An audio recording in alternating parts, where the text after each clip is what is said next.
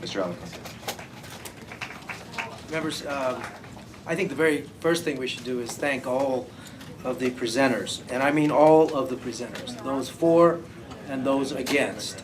And the reason I want to thank you is because I have every confidence that you love your animals. And I only wish that I could craft an ordinance that were tailored around your interests.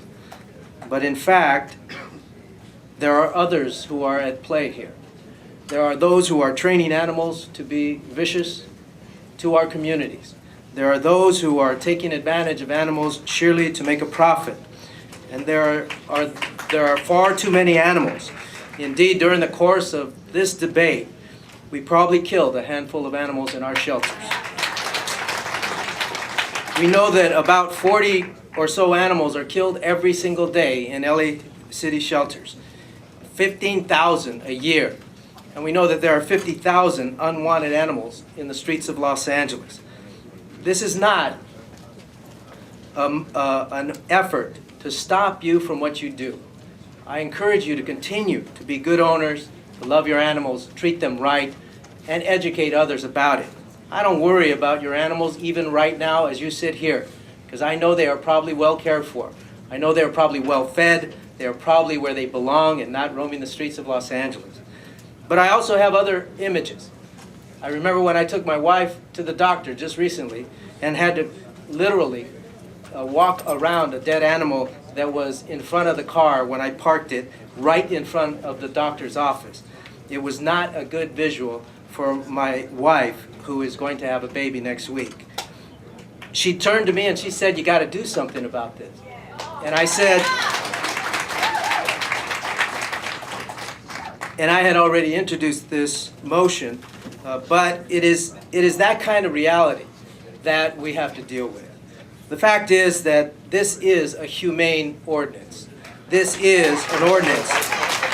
This is an ordinance that is seeking to be sensitive to the issues not only of the animal but also the owners, who are special owners, owners who are breeding properly, owners who are training to provide services to human beings, for disabled human beings and security officials as well, police officers and the like, saving lives in our community, human lives.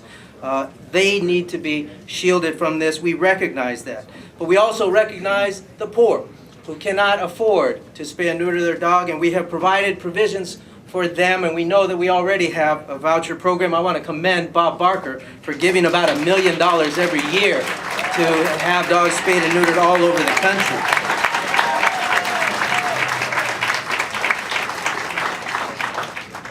We also know that far too many animals end up in a situation, and we all know that's been exploited by the Michael Vick story.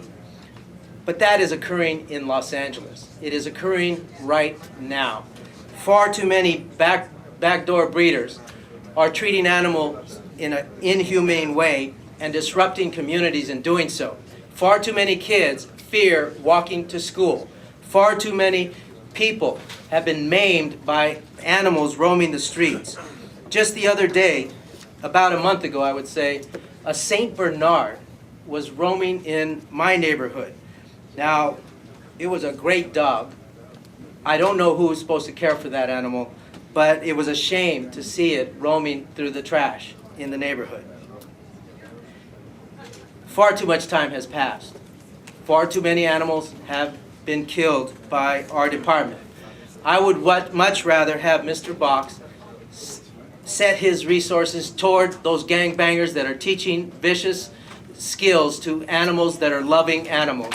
I would much rather he focus his attention on teaching young kids how to take care of their animals properly. I would much rather he focus his attention on providing more resources to help our young people and our adults learn from animals, learn humanity from these animals.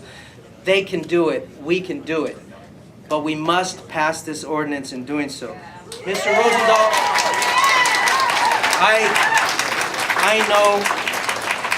I know that Mr. Rosendahl, you are one of the greatest lovers of animals on this council. There's no question about it, and I respect your position.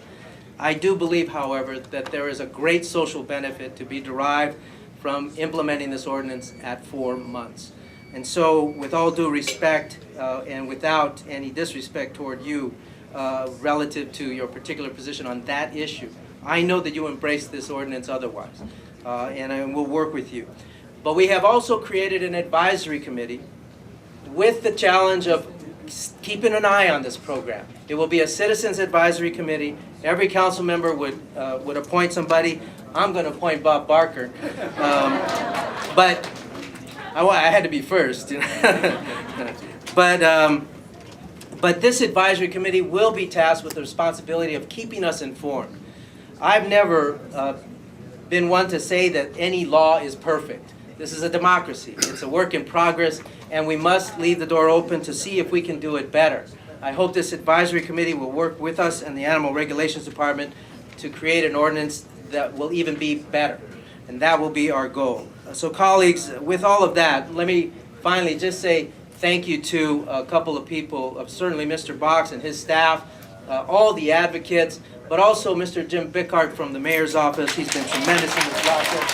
And most of all, my staff, especially Jessica Avalos, who took this on beyond all her understanding. She saw this, and we got an ordinance that we think is sensitive, compassionate, responsible, and humane. And I urge your eye vote.